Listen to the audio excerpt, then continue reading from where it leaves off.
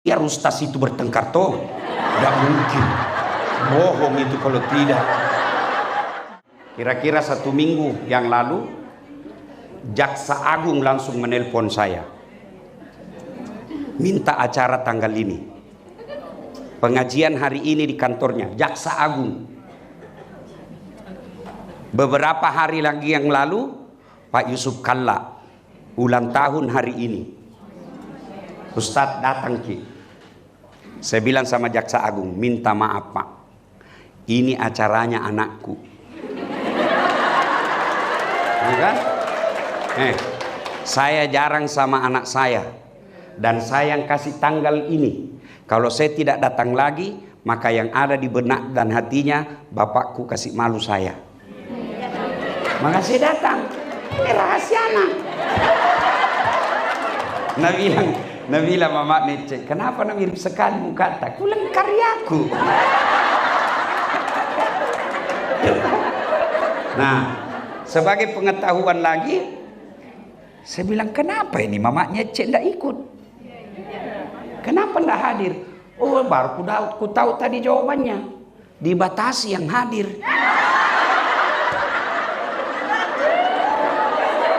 Iya tak? Ya. Nah, ibu bapak, saudara-saudara sekalian, ya, karena temanya ini acara merajut ukhuwah, menyambung tali silaturahmi sebagai kunci rezeki dan panjang umur. Panjang tong ini, seperti judul skripsi. Oke, merajut. Mari kita dengar ini. Apa itu merajut? Tahu itu merajut? Apa beda? Apa beda? Lain itu merajut. Makna kata dasarnya merajut. Hah? Apa? Begini, saya ini dosen. Ya, ini dulu harus kita tahu. Saya itu paling marah sama mahasiswaku kalau ada kata dia ucap dia tidak tahu artinya. Apa itu merajut? Merajut itu barang robek disambung kembali. Ini namanya merajut. Itu makna dari silaturahmi. Bukanlah silaturahmi, bukanlah merajut, baku baik memang maki baru datang Ki. Itu namanya kunjung mengunjungi. Yang namanya merajut barang robek. Baku musuh gara-gara pilkada. Baku musuh gara-gara mantan. Baku musuh gara-gara pilcale. Kau datang kembali. Itu makna merajut. Itu makna silaturahim, yaitu menyambungkan tali persaudaraan yang putus. Itu nama merajut. Ukhuwah, persatuan. Ya. Ini ukhuwah bahasa Arab. Tapi jangan selalu mengatakan orang yang tidak menggunakan bahasa Arab tidak sunnah. Islam tidak berarti membawa budaya kamu menjadi anta. Islam tidak berarti mengganti saya menjadi ana. Tidak. Silakan pakai bahasamu kalau itu gampang kau paham. Ada orang, kalau kita tidak pakai bahasa seperti dia, Nabi bilang kita tidak sunnah. Ukti, akhi. Ya, enggak itu, bukan itu nak cari Nabi. Bilang aku tetap saya, daripada kau bilang afwan, rasanya kau tidak tulus. Coba kalau kau bilang maafkan saya, itu orang tahu, oh dia menyesal. Ukhuwah bahasa Arab, tapi tidak berarti kalau kita tidak menggunakan bahasa Arab kita tidak sunnah. Banyak kelompok sunnah, ibu-ibu pengajian sunnah salah memaknai sunnah. Sunnah itu tidak wajib. Nah, kalau kau mengatakan harus kau lakukan, salah aku mendefinisikan sunnah. Misal celana jingkrang, itu sunnah. Bukan berarti kalau tidak melakukan tidak sunnah. Tidak, ada sunnah yang lain. Saya dibilangi tidak sunnah. Gara-gara apa? Gara-gara tidak ada jenggot. Mau diapa kalau tidak mau tumbuh? Boleh merajut persaudaraan, ukhuwah. Kemudian itu tonji menyambung. Kalau menyambung ini belum tentu putus, baru memulai. Tidak baku kenal orang, kita datangi, itu menyambung. Ya, kemudian tali silaturahim. Ada yang mengatakan silaturahim, ada yang mengatakan silaturahmi. Silaturahmi bahasa Indonesia, silaturahim bahasa Arab. Sama jangan persoalkan itu. Sama itu semua kata insya Allah. Kata menulisnya, ada yang menulis insya Allah, ada insya Allah. Mau tulis apapun yang Allah nilai, apa makna dari kata insya Allah dalam hatimu. Mau kau tulis pisah, mau kau tulis sambung, yang penting maknanya jika Allah menghendaki. Tidak mungkin kata Latin, huruf Latin disamakan dengan huruf Arab. Tidak mungkin. Kenapa? Ada huruf Arab yang tidak ada dalam Latin. Contoh, koma. Das'ad. Ada koma atas. Latin tidak ada, maka di komputer namaku hanya dasar. Di paspor dasar, tidak ada komanya karena dasar itu bahasa Arab. Suruh itu orang India bilang L. Suruh Tito patah Tito. Apakah Allah memasukkan neraka karena lidahnya? Tidak. Yang penting caramu, bacamu beda, tapi maknanya dalam hatimu tetap sama. Sudah. Sebagai kunci, kita kunci. Kunci. Apa inti dari kunci, Bu? Apa inti dari kunci? Buka tutup. Artinya biar ada pintunya, kalau tidak ada kuncinya bisa dibuka. Bisa pakai kangi eskapator. Tapi itu kalau pakai eskapator, pakai linggis, merusak namanya. Ada ndak rezeki masuk tidak pakai kunci? Ada. Korupsi, mencuri, menipu, bohong, ada. Tapi dia tidak pakai kunci. Tapi dia pakai apa? Dia pakai gembok, dia hancurkan, dia pakai palu-palu, dia pakai linggis. Itulah cara mendapat rezeki dengan cara yang batil. Tapi ini pakai kunci. Halal kita uah. Bagus. Bagaimana caranya supaya pakai kunci tidak merusak gembok, tidak merusak palu-palu, tidak menghancurkan pintu? Nih. Silaturahmi. Itu kuncinya, silaturahmi dan panjang umur. Apa itu panjang umur, Ibu?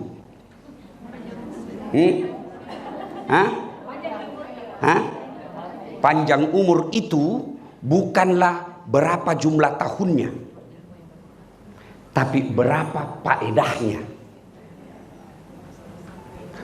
Biar 150 tahun, kalau kau Fir'aun, tidak ada gunanya. Itu Fir'aun. Panjang umur adalah hidup yang penuh berkah. Meskipun cuma 70 tahun, tapi 40 tahun meninggal, orang masih mengenangnya. Sehingga kau dulu bacakan Fatihah. Kenapa? Baik sekali dulu ini. Memakna kalau ada pengajian, selalu bawa jalan kote. Doakan dulu. Meninggal itu, itulah umur panjang. Tapi kalau jahat, jangankan meninggal, hidup saja orang doakan ki sial. Lewat mobil tak? Tabrakan lalu. Itu masih hidup, kita doakan ke orang sial. itulah orang yang pendek umurnya. Meskipun 150 tahun dia hidup. Nah, apa hubungannya? Mari kita lihat. Ya. Yang membuka rezeki. Maka dia Nabi tak. Nigi tahu. Melo ipalampeki umurukna. Masempo dan lekna. Bahasa Indonesia balik dulu. Toh? Nah. Siapa yang mau dipanjangkan umurnya, dimurahkan rezekinya, dan tertolak dari mara bencana, maka hendaklah dia bersilaturahmi. Itu runcinya. Kalau orang cari rezeki dengan deposito, dengan kontraktor, maka ibu-ibu, salah satu cara menyambungkan rezeki menurut hadis dan Quran, silaturahmi. Tapi jangan salah dulu. Rezeki itu tidak selalu uang. Saya kasih contoh, Bu. Ada enggak mau saya kasih iPhone 16 di sini 1 tera kaki tangan? Siapa? Siapa? Pulsa tak terbatas. Selalu ada kuotanya. Siapa? Mana? Oke, ini Ibu. Siapa nama Ibu? Ibu Novi. Tapi begitu ku kasih gitu iPhone 16, langsung ki tuli. Mau ki kira-kira? Mana yang mau tadi? Angkat tanganmu. Mana? Ayo. Begitu langsung kau terima, langsung Ayo. Berarti tidak ada gunanya itu alat selulermu semahal apapun kalau kau sudah tuli. Berarti rezeki yang tidak bisa kau uangkan ini telinga. Pernah lihat itu namanya behel toh? Ada tuh kuliah mama masih pakai behel. Jadi kawa-kawa kan toh? Mahal beda itu, Bu, mahal beda itu toh? Iya toh, Bu? Tapi biar mau pasang yang harga 150 juta, kalau ndak ada gigitan, apa ini? Apa mun kawa? Apa mun kawa kalau ndak ada giginu? Ada dicerita iparku, Bu, jatuh giginya. Saya bilang, cabut mi, ku gantikan ku itu yang jatuh. Dia pingin cabut semua.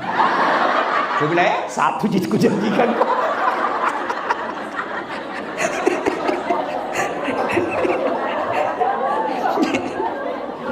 Coba Ibu, ayo, ini gigi. Dan hebatnya itu gigi, Bu. Pernah ndak Ibu bayangkan bagaimana itu gigi tak seandainya tumbuh seperti rambut? Bayangkan nih. Saya yakin kenapa ini Ibu ketua bisa jadi ketua, karena giginya tidak lebih. Bagaimana seandainya Bu ketua tumbuh gigi tak seperti rambut?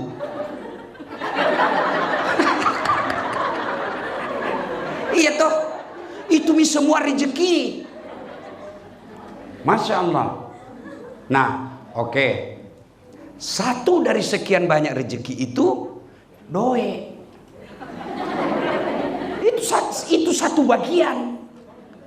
Makanya saya bilang sama mama Nyece, jangan mau ku cemas kalau tidak ada uangmu, karena uang tidak bawa mati. Dia bilang benar juga. Tapi kalau tidak ada uang rasanya mau mati. Nah, cocok juga. Berarti uang juga itu penting. Iya. Maka kalau mau datangkan uang itu, yang Ibu maknakan uang itu rezeki, maka caranya silaturahmi. Nah, coba ini dulu lagi. Yang berikutnya, kenapa orang nak putus itu? Kenapa nak putus itu silaturahmi? Bermusuh orang, bermusuh-musuh orang. Kenapa? Satu, yang banyak, karena ibu-ibu yang banyak ini. Ya kan? Jadi yang ki marah. Kalau saya gas ki ini ya, itu gunanya pengajian. Untuk apa Ibu datang pengajian kalau tidak ada perubahan? Lebih tinggal ki di rumah tak saja, atau pergi jogging supaya nak tambah sayang ki suami tak, daripada datang ki pengajian baru tidak ada kita bawa pulang. Pengajian 1 jam, gosip 3 jam. Sosok kok. Kenapa orang biasa, ibu-ibu? Kenapa baku musuh-musuh ibu-ibu? 1, gibah. Al-istighalu bi uyubil khalqi, kata Nabi. Nah, suka sekali cari-cari jeleknya orang, nah lupa kejelekan dirinya.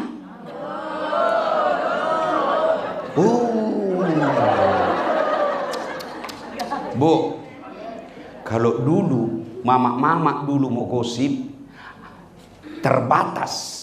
Kenapa? Ketemu pi. Nggak mungkin bisa gosip kalau nggak ketemu.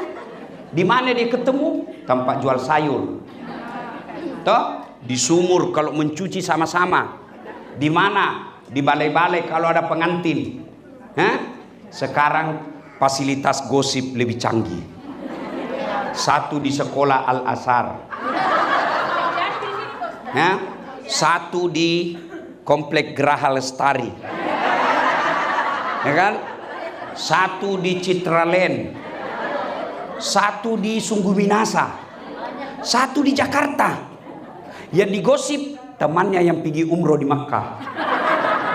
Nah, bilang, kau tahu jitu na pergi umroh. Nah, cicing jitu tolong. Itu toh. Tidak ketemu, tapi dalam grup WhatsApp.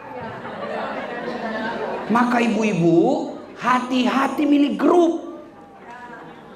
Kalau itu grup hanya membawa kepada dosa, lebih utama kau tinggalkan.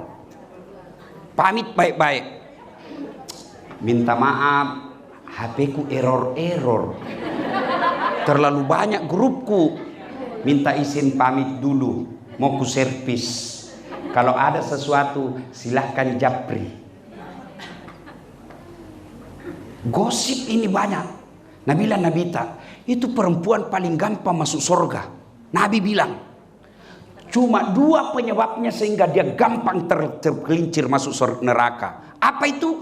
Dia tidak bisa jaga mulutnya dan tidak bisa mensyukuri suaminya. Ini penyakitnya perempuan modern. Dan setan tahu ini jeleknya, bahayanya, karena setan tahu kelemahan tak. Pancing. Mulailah, kau tahu Ian? Iyo. Tak pancing mako itu. Nah, kipas. Nah, ini penyakitnya perempuan memang. Makanya itu, Bu, kalau laki-laki itu dosanya banyak di mata. Dosanya laki-laki itu banyak di mata. Kalau perempuan banyak di mulut. Makanya kalau laki-laki menangis itu, kalau sedih dia begini. Kalau perempuan dia begini.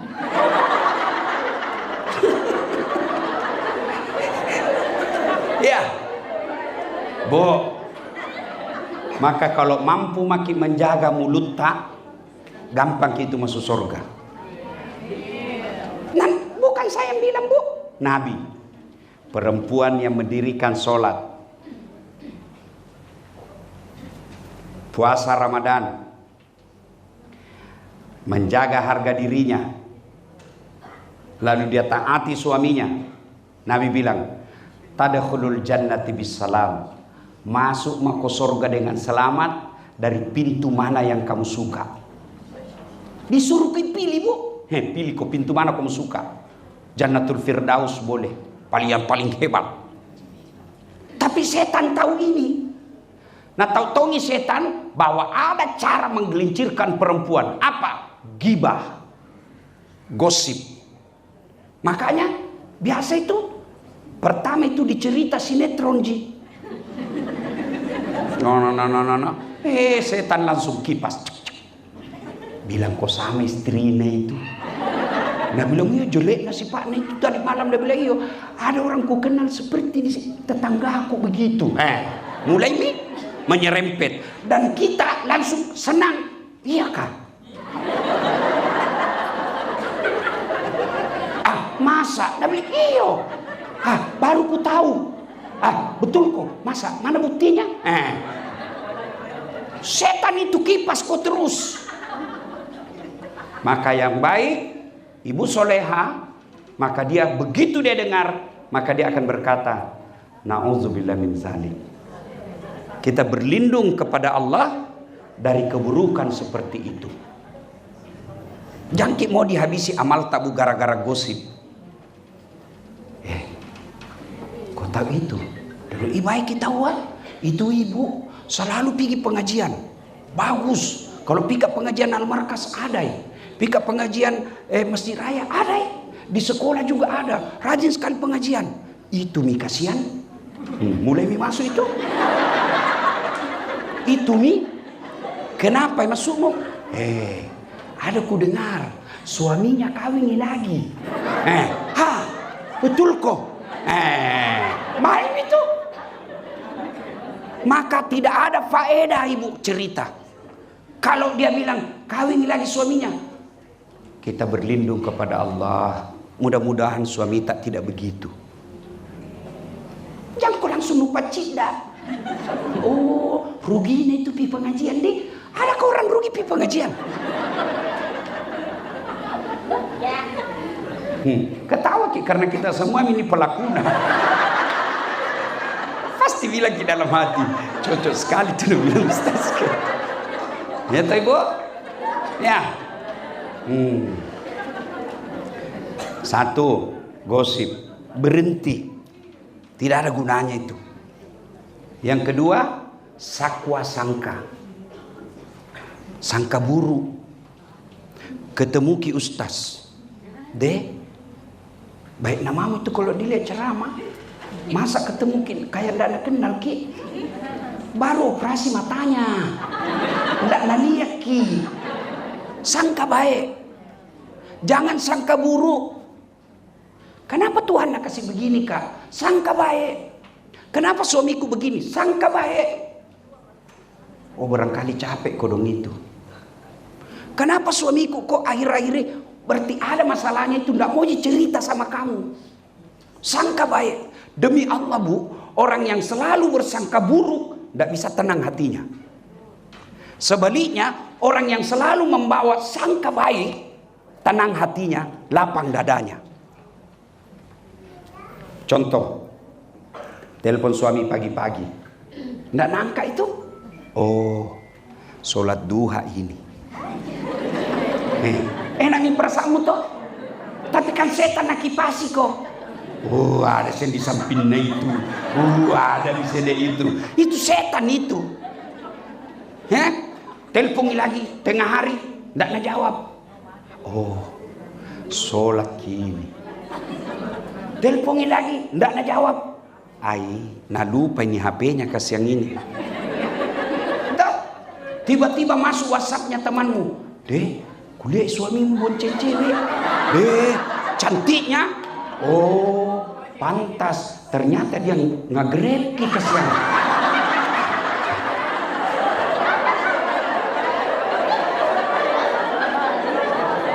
Coba bedek kalau begitu ibu. Tenang kita.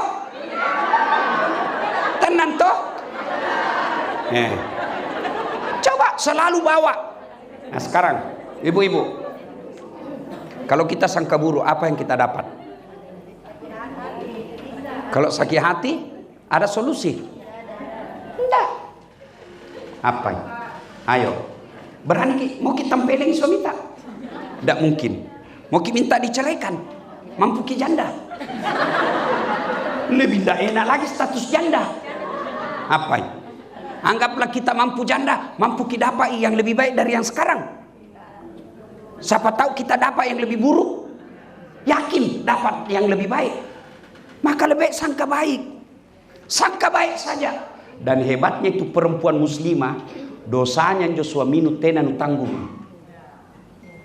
Supaya sangka enak prasanta. Selalu bilang. Dia tong itu tanggung. Itu bisa kusuka istriku. Selalu saya bilang, tidak pernah tuh mengeluh ini. Apa dia bilang? Apa gunaku mengeluh? Tidak membahagiakan hatiku. Lebih saya sangka baik. Saya bukan cari muka sama suamiku. Saya cari ridanya suamiku. Kalau suamiku rida, pasporku gampang masuk surga. Makanya biar baku marah kak itu, tanya itu anakku nanti bu guru. Kau ndak percaya? Tanya nanti, tanya. Biar baku marah kak, ndak baku bicara. Nggak mungkin itu biar ustaz itu bertengkar toh. Nggak mungkin. Bohong itu kalau tidak. Mana ada rumah tangga nggak ada masalahnya. Balle-balle itu. Nah bilang ini romantis tahu. Saya bilang dari mana kau dapat? Nah bilang itu di IG nak. Jangan kau percaya itu IG. Bisa diedit. Itu foto baku penuh 1 menit. Kau ndak tahu apa yang terjadi 23 jam. Apa ini? Mana ustaz pasti tong bertengkar orang. Jangankan saya, kurang apa Nabi? Nabi itu Aisyah pernah cemburu. Iya. Tapi apa kalau meskipun marah itu istriku, ndak baku bicara kak. Tidak pernah saya keluar rumah pasti nasertai kak. Nah cium tanganku dulu bu.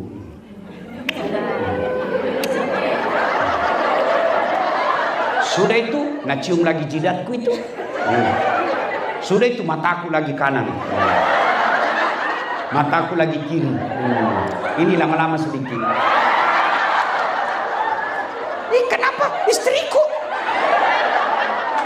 Apa ya? Pernah ki begitu bu?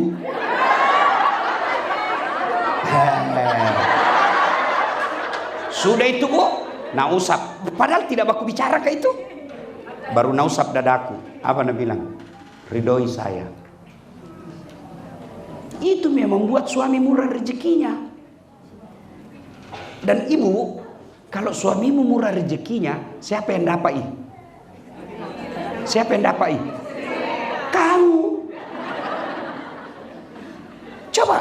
Tapi kalau keluar suamimu galau, sengsara pikirannya, kusut hatinya, jengkel perasaannya, tidak tenang hatinya, tidak mungkin dia bisa cari nafkah dengan baik. Kalau dia tidak bisa cari nafkah dengan baik, apa nak bawakan kau pulang? Makanya kasih tenangi kalau pergi. Ku lepas engkau pahlawan.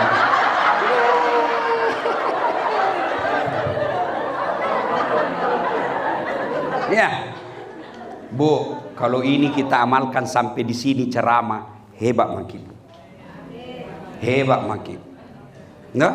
Sangka baik, jangan gosip. Tiba-tiba Allah kasih rumah tangga ada masalah, berarti Allah lagi menguji kekuatan imanmu. Tiba-tiba datang mertuamu yang cerewet, Allah kasih kau ladang kesabaran. Tidak ada yang sia-sia itu di dunia. Semua baik.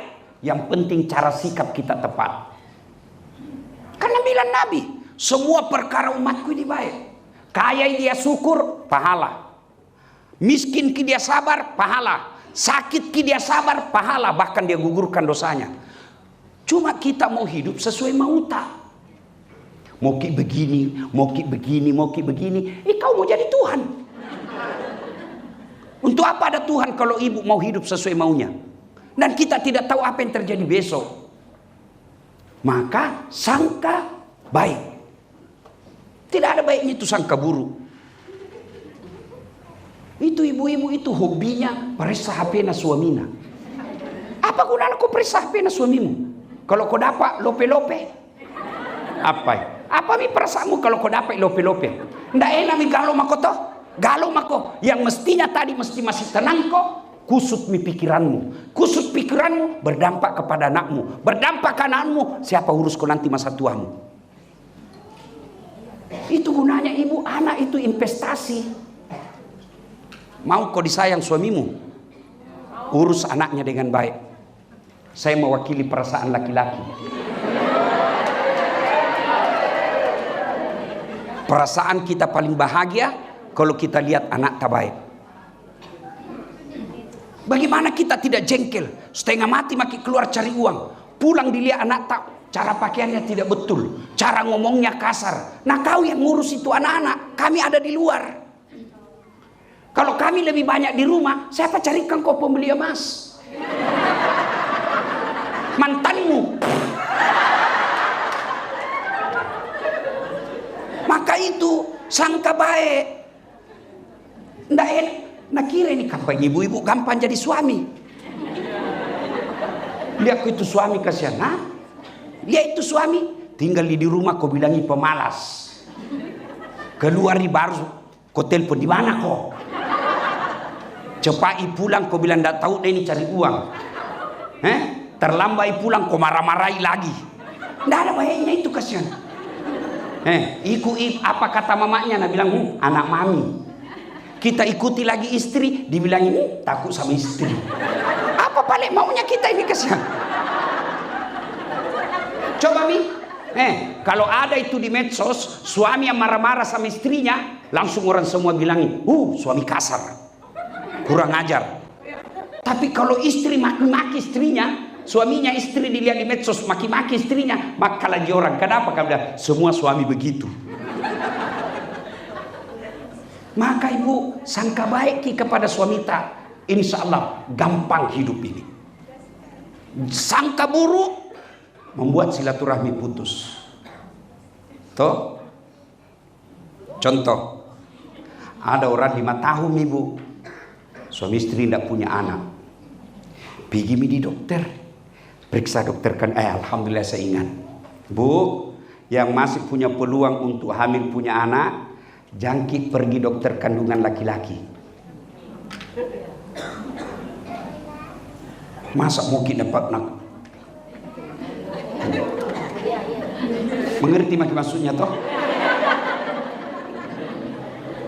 Selama masih ada dokter perempuan. Ngapain pergi di dokter laki-laki? Nah itu namanya kehormatan. Makanya disebut alat karena malu orang kalau dilihat. Kecuali di kampung itu tidak ada kecuali dia boleh. Tapi selama masih ada haram ibu pergi ke laki-laki. Ternyata ada tong kasih tahu ke jamaah. Nah bilang karena ada memang ibu-ibu itu suka itu dokter naga-gagai.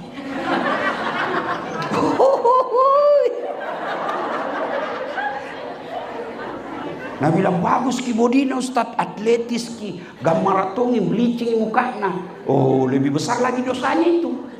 Karena bandingkan suaminya orang lain. Ini juga yang membuat kita tidak bisa bahagia bu, karena selalu kita bandingkan suami kita dengan orang lain. Masing-masing suami punya kelebihan. Dan kalau mau kita tahu tersinggungnya itu laki-laki kalau kau bandingkan dengan suaminya orang lain. Marah itu. Termasuk saya. Saya kasih tahu memang sama mamanya jangan pernah kau bandingkan saya dengan laki-laki lain. Dia punya kelebihan, punya keburukan. Saya demikian juga. Ada bilang, kenapa paling saya Ustaz jelek suamiku? Itu takdirmu. Allah Maha tahu. Kenapa? Karena kalau dia gagah, malu jalan sama kau. Kenapa? Karena kau juga jelek.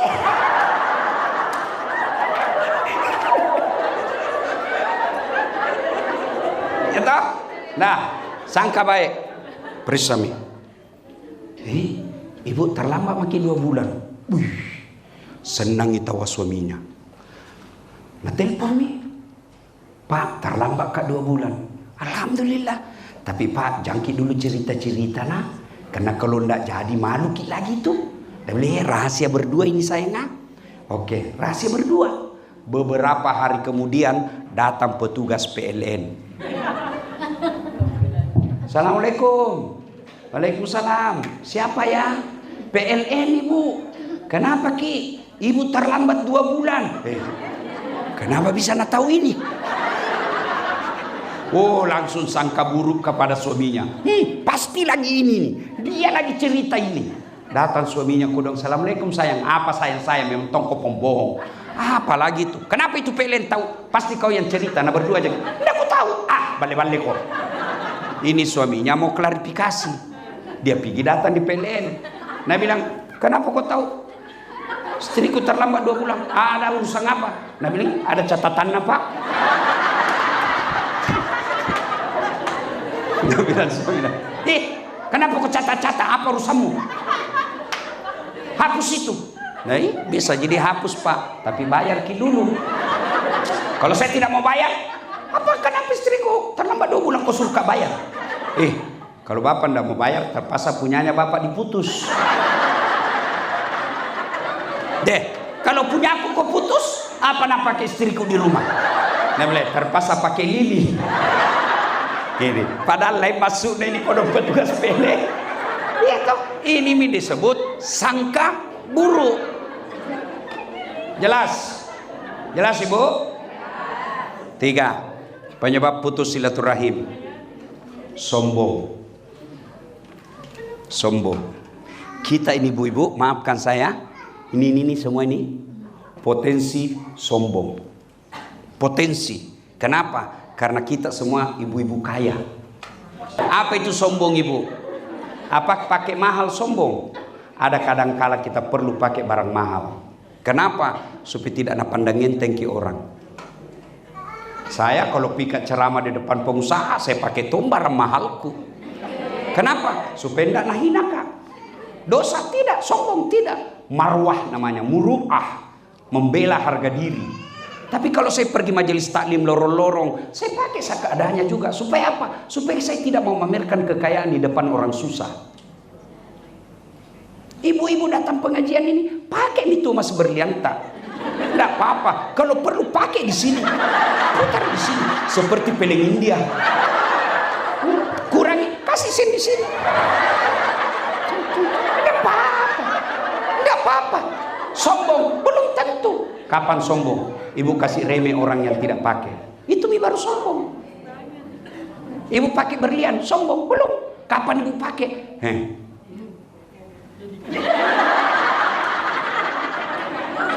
Nah, sombong pakai itu.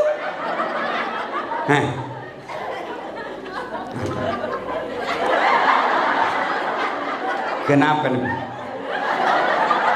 Apa maksudnya? Apa itu? Sombong begitu. Kenapa? Kita urusi orang-orang pakai. Yang asli silahkan pakai. Yang palsu yang kocalai. Nah susah kok. Saya saja kadang-kadang nak gosip. Nah bilang itu terus kuliah nak pakai bajuna. Kenapa? Aku susah kok. Ibu, sombong itu meremehkan orang. Kalau ibu ada rezeki pakai. Tapi jangan gara-gara ibu lebih meremehkan orang lain. Sekolah seperti ini, silakan. Tapi datang ke pengajian, jangan remehkan orang. Saya tanya dulu ibu. Ada 2 ibu-ibu, sama-sama kaya, sama-sama elit, sama-sama hebat. Satu penampilan seadanya, satu glamor. Mana yang ibu puji? Seadanya. Entah? Yang seadanya. Apa kita bilang? Kaya itu tapi dia sederhananya baik kita itu. Tapi kalau yang glamor, apa kita bilang? Tahu jago kaya tapi jantung bela pelang-pelang kok juga. Iya toh? Itu orang kaya saja glamor, kita masih celah. Apalagi kau yang seadanya mau kau glamor. Biasa iya kok. Jelas toh? Bu? Jangan sombong. Ya? Ciri-ciri orang sombong, pintu masuknya sombong itu ada 4. Pintu masuknya kesombongan, kata Nabi. 1, bertambahnya harta. Tadinya masyarakat biasa-biasa, tiba-tiba dapat pembebasan harta. Langsung banyak uangnya. Pakai nih, kita mau pakai, tapi jangan remehkan orang yang tidak ada hartanya. Yang kedua, bertambahnya kekuasaan. Tadinya suaminya rakyat biasa pengusaha biasa, tiba-tiba jadi anggota DPR. Biasa iya Bu, 5 tahun bos. Enggak? 3, bertambahnya ilmu. Banyak sekali gelarnya. Doktor, SOS, SAG, MSI, PSD. jangan kau sombong. Allah marah, nak kasih pikun kau. Apa baknya pikun? Tidak ada. Ada ini cerita, tidak tahu benar atau tidak. Banyak sekali gelarnya, Bu. Kita dekat mi pensiun tua mi 70 tahun mi lebih. Mulai mi diprotes sama istrinya. Pak, biasanya kalau mau kau pergi mengajar kau cium-cium jidatku. Ini mau mi 2 minggu tidak pernah kau cium. Dalam hatinya, astagfirullah. Berarti siapa kau cium selama ini? Ternyata pembantunya. Apa kau mau sombong? Ya toh. Ya. 4, bertambahnya popularitas. Saya punya potensi 2. Ilmu, popularitas. Jangan kau sombong dasar. Kenapa? Kau bisa jadi populer karena ada yang nonton kau. Biar sehebat ceramah kalau tidak ada penontonku. Di sini di lapangan 1 jam saya ceramah hebat, tidak ada yang nonton. Leo ibu-ibu, wih kamu saya gila-gila. Iya toh. Apa yang mau sombong? Iya. Maka kalau kau sombong, potensi memecahkan persaudaraan. Kenapa? Orang lambat laun, jamu itu deh, pintar memang, kaya memang, cantik memang, tapi ada deh suka kena remehkan. Akhirnya orang menjauh. Begitu orang menjauh, putuslah persaudaraan. Kaya memang itu, tapi ada deh jamu kipit di rumahnya deh. Kenapa deh? Sombong dulu. Orang kaya saja sombong tidak disuka. Apalagi kau yang miskin. Potong kau sombong, deh cilaka. Nah, sekarang itu tadi banyak yang bisa menjaga persaudaraan, tapi waktu terbatas. Apa tuh sih hebatnya kalau banyak teman? Ini mis tadi 1, murah rezekinya. Mana buktinya? Saya, Ibu. Itu saya kalau pika pasar, Ibu, nggak suka memanyece. Kenapa? Nggak pernah laku uangku. Baru kak turun ngalen teriak, Assalamualaikum Ustaz, dalam hatiku amami. Mau ku bayar, siaga ji. Ajak no Ustaz, ndak enak masih pagi-pagi. Ya, jangan maki Ustaz, barakat dalam hatiku itu memang kutunggu. Iya toh. 2, tertolak dari bencana. Ada mau ganggu ki, banyak teman tak. Jangan kok. Kalau kau ganggu itu, kami ini satu kampung kau lawan. Baik itu orang. Tapi kalau jahat ki, ambak saja. Kampung jelek memang itu. Ambak saya bantu kau. 3, panjang umurnya. Banyak yang doakan. Maka kalau mau murah rezeki, salah satu caranya silaturahmi.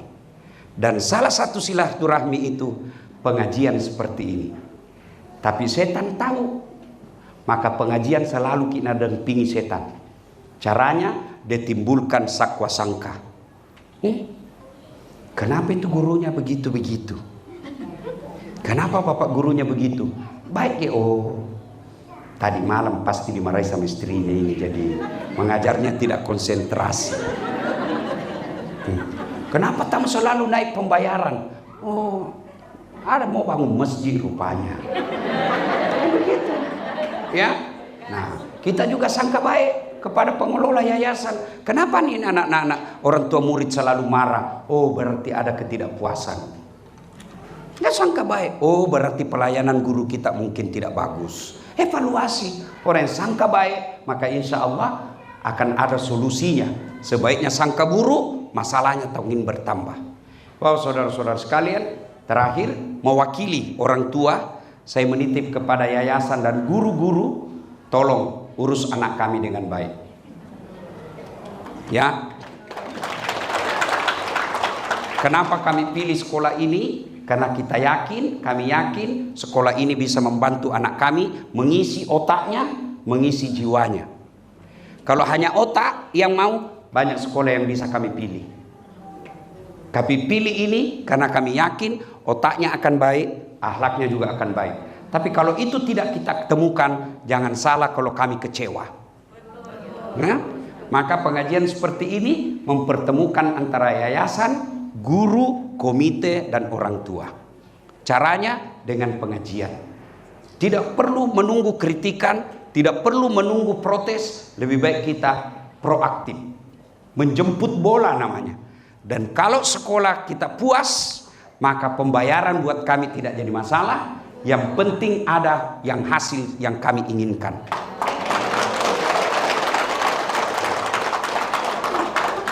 Sebelum kita akhiri, saya ingin mendengarkan sholawat dari Ece.